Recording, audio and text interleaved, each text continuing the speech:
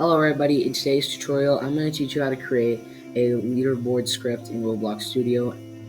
I'm Smal Block and let's get started. The first step would be to create a script and insert it into script service. You can rename it to anything. I'm going to rename it to leaderstats. Inside the script, start off with local players equals game GetService players. This gets players. Now, after that, you're going to put players.PlayerAdded connect function. Inside the brackets, in function, you're going to put players. Now, inside the function, you're going to start off with local leaderstats folder equals Instance.new folder. This creates a new folder.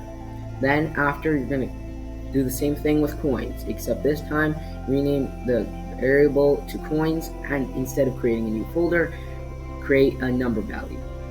Now, rename the leaderstats folder to leaderstats. Make sure it's all lowercase or this will not work.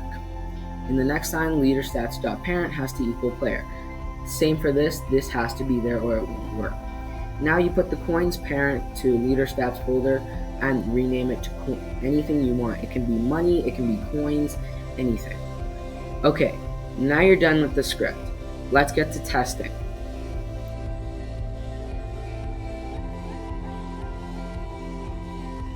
As you can see, the script works because in the top right corner, there's a coins value next to the players. Thank you for watching, and if you enjoyed today's video, please leave a comment and a like, and if you really enjoyed it, subscribe. Thank you for watching. I'm Smal Block, and I'll see you next time.